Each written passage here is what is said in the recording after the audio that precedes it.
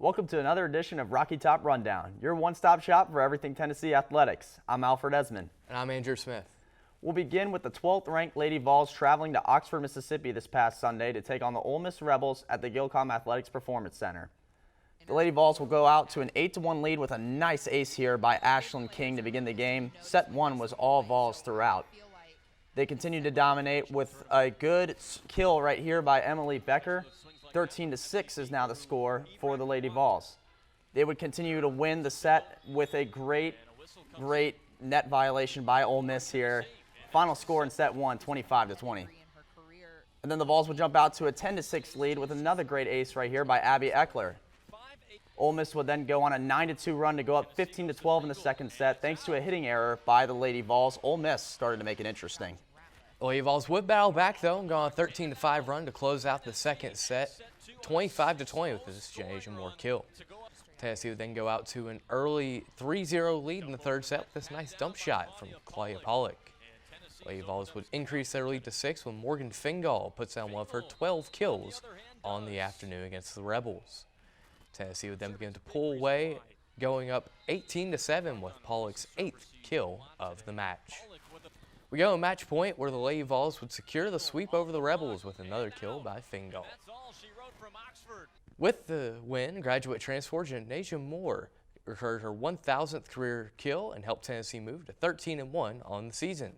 Next up for the Lady Vols is a matchup with Alabama Wednesday evening in Tuscaloosa. We send things back somewhere in the Tennessee River above the Neyland Stadium goalpost, where reporter Max Pennell got an exclusive interview with a member of the rowing team. Take it away, Max.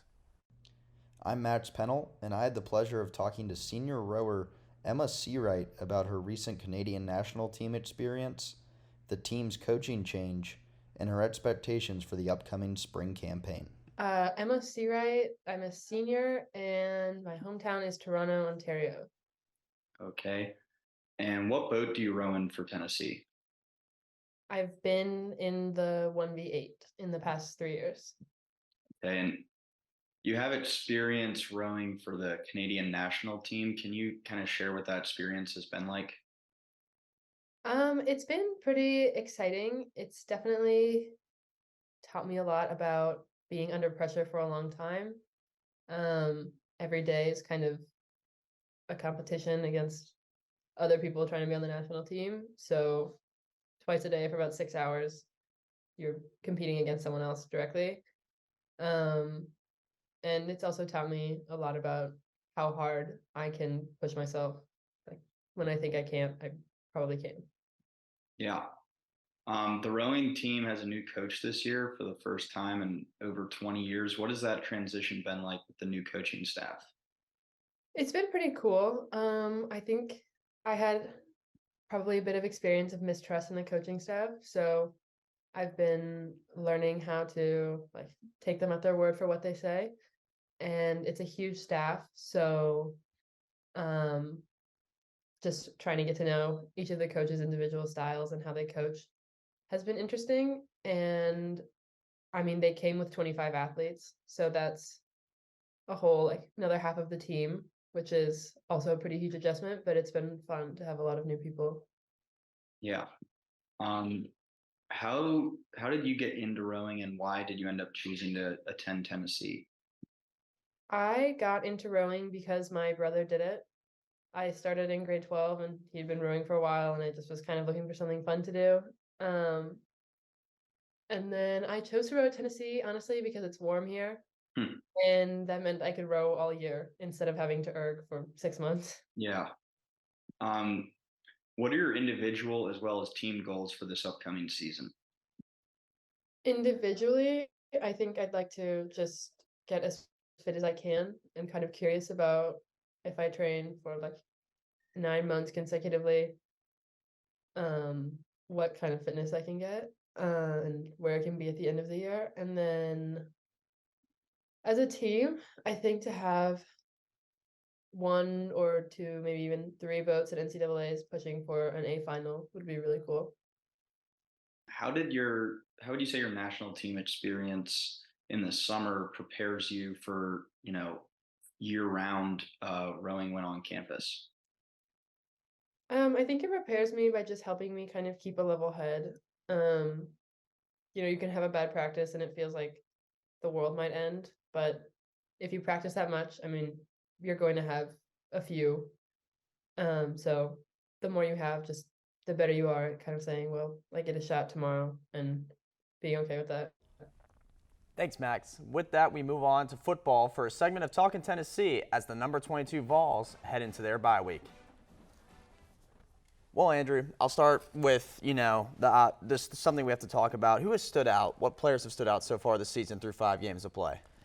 For me, I think more so position group than a particular player, although there's one guy I'll showcase in a second. But I think it's overall just the defensive front for Tennessee. The front four have really done a great job of wreaking havoc, pushing the point of attack back into the opponent's backfield. They're one of the top defenses in the country in tackles for loss and sacks, and obviously a big part to do with that is those guys in the front seven. And a guy that's really caught my eye is Joshua Josephs, coming off the edge for Tennessee. Has a couple of sacks on the season, and it feels like just as the weeks go on, he's just continuing to improve and really just get a better feel for timing out snap counts, be there in the run fill, know when to pin your ear back, and just get after the quarterback. So he's been really impressive to me. But is there a guy maybe there elsewhere that's really stood out to you? Yeah, I think, you mentioned, the Vols coming off the edge, and one guy that's come off the edge a good bit this year has been James Pierce. He's been a menace off the edge. You saw that in the Virginia game. He had a handful of sacks in that game. Was very good against South Carolina, too, getting to Rattler and disrupting that passing attack that we know was going to be very good heading into that game. And another position group I want to touch on, too, is also the running backs. Jalen Wright, Jabari Small, and Dylan Sampson, all three have been this three-headed dragon that's just took the SEC and took the entire country by storm. The yards per carry that they're putting up is very, very good. They're scoring a lot. Dylan Sampson likes to score a lot, we've seen. And they've just looked very, very nice. Another thing, that we need to talk about, this happened against South Carolina. Brew McCoy suffered a season-ending injury. It's a tough blow to the wide receiver group. How are they going to replace him? How's Tennessee going to find a way to replace him as a whole? I think it's got to be a group effort. Obviously, our best go out to Brew. But I think for me that there's one guy I want to single out. It's Squirrel White. He's been a guy that has really started to take charge in terms of getting a lot of targets, getting a lot of receptions, being Joe Milton's big target down the field. We started to see that in the South Carolina game. But, as the group comes together and tries to fill in for what Brew provided, both receptions-wise and just even blocking down the field. Like, Brew was great at that.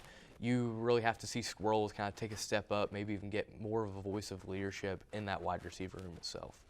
Yeah, and I think another guy, too, we need to talk about when it comes to directly replacing Brew, got to be Dante Thornton. Thornton, hasn't had a lot of good active games this year. Played very well against Florida. Other than that, he's been kind of quiet. You can tell he's a very good route runner when he's given time. I don't know if it's Joe Milton not finding him. I don't know if there's not enough plays in the playbook for him. I don't know what it is, but this McCoy injury seems to kind of force that issue maybe a little bit. And Tennessee has a bye week to figure this all out. It comes down to the receivers stepping up as well as ones who haven't played a whole lot stepping up as well. Looking ahead at the schedule, after this bye week, Tennessee has a kind of a brutal stretch of games. They have A&M at home. A&M's looked very good. They had a good win against Arkansas. On the road at Alabama, obviously a rivalry game, huge game. And then Kentucky, who's looked incredible as well. That's a tough 3 games. Oh, yeah, for sure. And, I think the key to survive that stretch is you have to really take it one game at a time. You can't let one game get too big, bigger than itself. That Texas A&M game is going to be emotional. Anytime you're at home in a conference game, the crowd's going to be behind you even more so. We saw how rowdy Neyland can get. And then you got back-to-back weeks of very emotional rivalry games. That Alabama game, Alabama's not quite the same team they have been in years past, but they're going to come in with a chip on their shoulder. They did not like coming to Knoxville and losing last year. And then you've got Kentucky, who just continues to impress week after week. So you really just have to take things one game at a time if you're Tennessee. I think so. I agree with that 100%. It's about taking it one game at a time. And I tell you what, I think Tennessee's going to do that. I can see them going through this stretch and going 3-0 by taking it one game at a time. I think this bye week they have in between that 3-game stretch is massive for them. And I think they're going to go 3-0 through these teams. And I think they're going to prove to themselves and to the college football world that they're here to stay. I like your thought process there. I definitely think this bye week is huge to allow this team to get healthy. You mentioned Dante Thornton. He missed this past week against South Carolina, so a chance for him to get healthy, as well as a lot of other guys as well. But for me, I think 2-1 is probably where you'll see this football team end up. We've seen them. They have the talent to beat anyone on their schedule. We saw that this past week. However, we've also seen many times this season they have the ability to play down and lose to almost anyone as well. So I think ultimately you'll see a 2-1 stretch. For me, I think Bama will trip them up.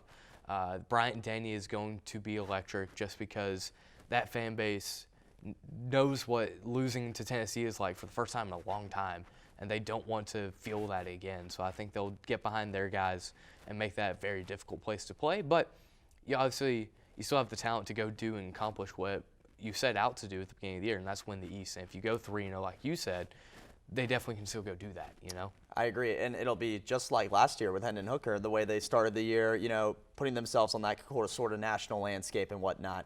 Speaking of national landscape, we got some top 10 plays to go over, don't we? Absolutely, we do. We'll take a look at number 10 here. We'll start off with the UTSA game. 5 minutes left in the first half. Ball's up big. Ailey Marburger drops back to pass, and stepping in the passing lane saying, "Give me that," is Tamari McDonald. Number 9, the UVA game. Second quarter, Joe Milton back to pass. Takes a deep shot on a post route, and there's Ramel Keaton. Earlier in that game, had a big drop, but made up for it there. Able to get behind the Cavalier defense. Let's take another look at that one, actually. As you'll see, Joe Milton with a play fake to Jabari Small here draws the linebackers and the safeties up, sets up just enough window for Ramel Keaton to get behind him on the post route. Number 8, we go with the Florida game. Deep shot down the left sideline for Brew McCoy. Big touchdown to try and get the Vols back within that one. Big touchdown there. Number 7, Austin P game. Back to pass is Mike DeLillo, and Kamal Haddon is there down the right sideline to take that one away. Number 6, stay the Austin P game. McCallum Castles, screen pass, left side, Brew McCoy blocking, 10-5 checkered boards. Give McCallum Castles his first Tennessee touchdown. Top 5, man, here we go. And questions about Joe Milton arm heading into this UTSA game, I think they were answered on this play. Ramel Keaton, huge touchdown there. Milton getting out of the pocket and finding Keaton. Watch Keaton here at the bottom of your screen. Double move there on the corner, gets right by him, and that's just enough window for Milton to place it right into that breadbasket for a touchdown. Huge play there. Number 4, we go to the South Carolina game. First score of the game, and this one came from none other than Jalen Wright. Breaks through the line and breaks that tackle in the secondary to get to the checkerboards to kick off that game with a 7-0 lead. Number 3, back to UTSA. First play from this game, and look at this scramble. To the outside, and UTSA just could not catch Joe Milton as he breaks down the sideline for a massive 81-yard touchdown. It was the longest touchdown run by a Tennessee quarterback ever in program history. Number 2 on the list, Rattler, huge play in this game, overthrows his target, and Kamal Haddon is there behind him for the pick 6 and a little A-Town stomp, Deion Sanders-esque, to top it off. Number 1, the best play from the first 5 games. Huge ball here from Joe Milton to Squirrel Wright, off his leg and into his hands. Definitely the play of the year so far this season. With fall football and the bye this week, let's catch up on how some Tennessee alumni have been doing on Sundays in the NFL. First up is quarterback Joshua Dobbs. This season, he has gotten his first consistent starting opportunity with the Arizona Cardinals. In his first season in the desert, Dobbs has completed over 70% of his passes for 814 yards. He also has 5 total touchdowns on the year and led the Cardinals to an upset win over the Dallas Cowboys in Week 3, his first as a starter in the NFL. From the offensive side of the ball to the defense, we'll stay out west to check in on rookie edge rusher Byron Young. Young has tallied 2 sacks in his first 4 games, as well as 11 tackles. Young even graded out as the second best defender for the Rams in their Week 3 matchup against the Cincinnati Bengals, according to Pro Football Focus. One of the longest tenured VFLs, and Alvin Kamara made his return to the gridiron this past Sunday. In his first action of 2023, Kamara had 11 carries for 51 yards, and the Saints lost to the Tampa Bay Bucks. He also made 13 catches out of the backfield for 33 yards. As he works his way back into the offense, expect the Saints to utilize the 5-time Pro Bowler even more in the attack. Elsewhere in the league, offensively, Josh Palmer had 3 catches for 77 yards for the Los Angeles Chargers this past Sunday against the Raiders. Most notably, Palmer reeled in his career-long catch of 51 yards to help close out that game. Kansas City Chiefs guard Trey Smith was back in the limelight this weekend as Kansas City played the New York Jets on Sunday Night Football. Smith played 70 snaps and had a key block on a long touchdown run by running back Isaiah Pacheco. Meanwhile, there are more rookies that are continuing to be contributors after their season in Tennessee, where they went 11-1. Cedric Tillman at receiver logged his first catch for the Browns. Jalen Hyatt made 2 more catches for the Giants, and Darnell Wright started at right tackle for the Chicago Bears and played a total of 76 snaps. Well, that's all we have for this edition of Rocky Top Rundown. I'm Alfred Esmond. And I'm Andrew Smith. Thanks for watching, and we'll see you again next time.